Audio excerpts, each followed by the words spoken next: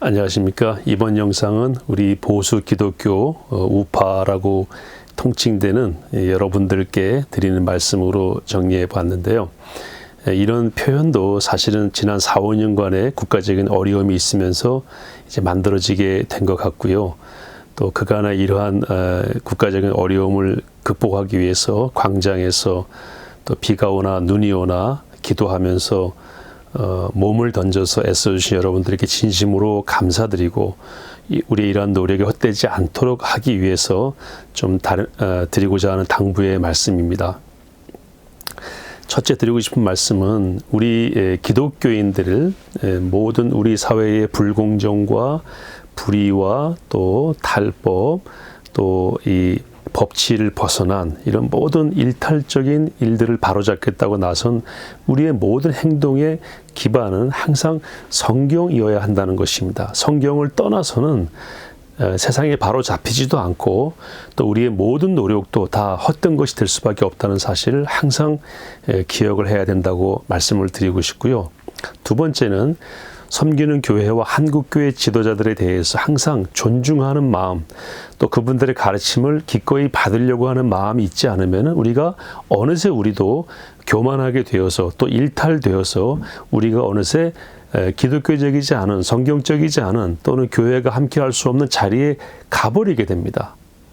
세 번째 꼭 부탁을 드리고 싶은 말씀은 뭐냐면은 우리가 이런 활동을 하더라도 교회의 하나됨을 항상 유지해야 된다. 섬기시는 교회와 한국교회 전체가 항상 하나 되고 또 정결함을 유지하는 그 안에서 우리의 활동이 있어야 된다라고 말씀을 드리고 싶습니다. 여러분, 국가가 지금 여러 가지 어려움에 처해 있지만 더 중요한 것은 교회입니다. 교회가 바로 서게 되면은 국가를 새로 만들 수도 있습니다. 국가를 새롭게 할 수가 있습니다. 그리고 실제로 그리스도인들이 교회를 통해서 국가를 만드는 경우도 있습니다. 그래서 이 교회의 하나됨은 국가를 바르게 하기 위해서라도 더 우선되는 가치이다 하는 걸 꼭 기억하시면서 섬기시는 교회의 그 안에서 우리가 거치는 들이 되어서는 안 되고요. 한국교회 전체에서도 한 목소리를 낼 수 있는 그런 교회로 갈 수 있도록 기도하면서 절제하면서 가야 된다 하는 것을 말씀을 드리고 싶습니다. 네 번째는 거짓을 우리가 인정할 수는 없습니다.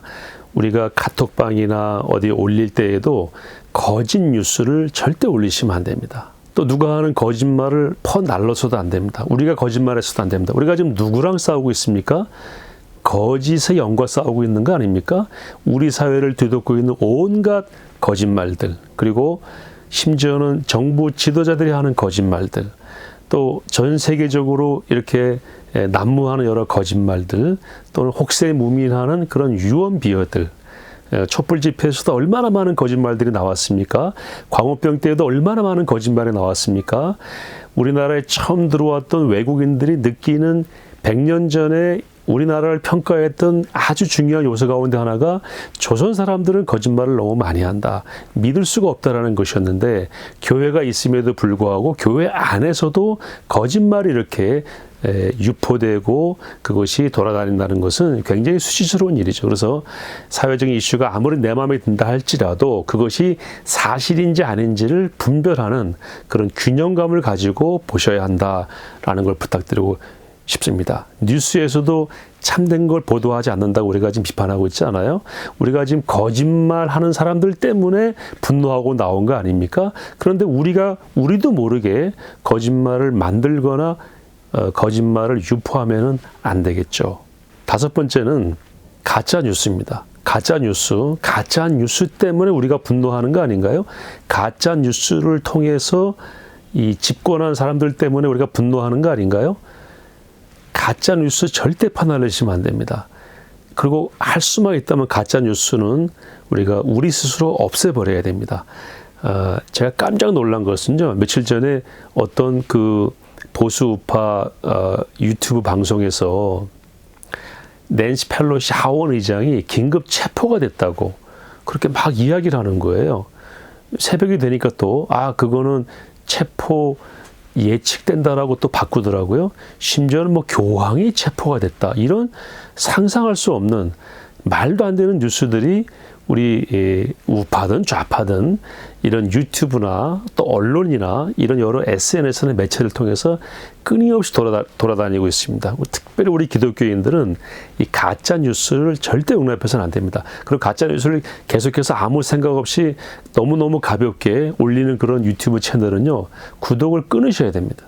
6번째 부탁드리고 싶은 것은, 우리는 한미 동맹을 중요하게 여기는 것이지 트럼프와의 동맹을 중요하게 여기는 것은 아니다.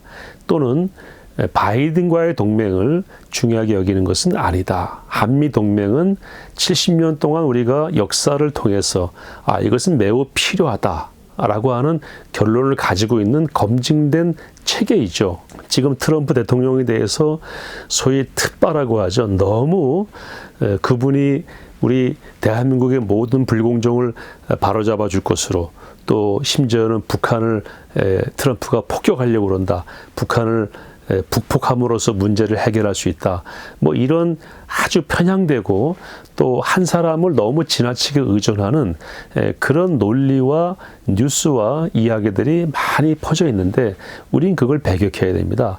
우린 트럼프와의 동맹이 아니라 가치와의 동맹이고, 또 한미 간의 동맹을 중요시하는 것이라는 것을 분별할 필요가 있다는 것이죠.